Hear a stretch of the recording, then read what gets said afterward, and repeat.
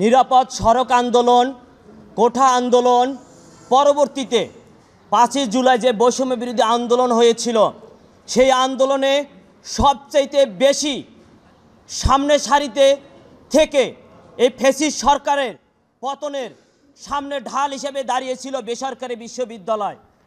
আপনারা দেখেছিলেন সরকারি বিশ্ববিদ্যালয় যখন হল বন্ধ করে দিয়েছিল, তখন সরকারি বিশ্ববিদ্যালয় ছাত্ররা গ্রামের বাড়িতে চলে গিয়েছে, কিন্তু বেসরকারি বিশ্ববিদ্যালয় ছাত্র ভাইরা কখনোই রাজপথ থেকে সরে যায়নি। উদাহরণ হিসাবে যদি আমরা বলতে পারি, মহাখালীতে যে নরকীয় তাণ্ড চালিয়েছিল, সেই নরকীয় তাণ্ড আমার বেসরকারি বিশ্ববিদ্যালয়ের প্রাক্তন এবং বর্তমান অনেক ছাত্র ছাত্রী ভাইগণ শহীদ হয়েছিল, অনেকে পঙ্গুত্ব বরণ করেছিল। তাদেরকে বাদ দিয়ে একতরফা পাবলিক বিশ্ববিদ্যালয় যেভাবে কমিটি গঠন করছে, তার আমরা ধিক্কার ও প্রতিবাদ ও নিন্দা জানাচ্ছি। আমরা আশা করব এই হামলা যারা করেছে তাদেরকে চিহ্নিত করে আগামী 24 ঘন্টার মধ্যে তাদেরকে আইনের আওতায় নিয়ে আসা হোক।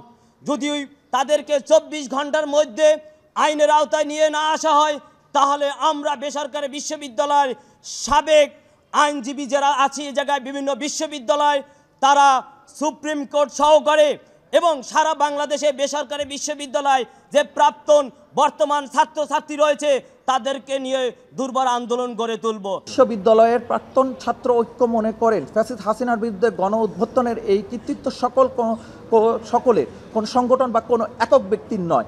বেসরকারি বিশ্ববিদ্যালয়ের শিক্ষার্থীরা এই কৃতিত্ব একজন গর্বিত অংশীদার। আমরা মনে করি ফ্যাসিস্ট হাসিনার পতন পরবর্তী দেশের গঠনতন্ত্রের সকল অংশীদারের মতামত গুরুত্ব সহকারে বিবেচনা করা উচিত। বেসরকারি বিশ্ববিদ্যালয়ের শিক্ষার্থীরা মতামত অংশগ্রহণের গুরুত্ব না দিয়ে তাদের উপর ন্যাক্কারজনক হামলা জনমনে ব্যাপক কষ্টের উদ্বেগ সৃষ্টি করছে। বেসরকারি বিশ্ববিদ্যালয়ের প্রাক্তন ছাত্র ঐক্য অতি বিলম্বে দায়ী গ্রেপ্তার ও শাস্তি নিশ্চিত করার দাবি জানাচ্ছি।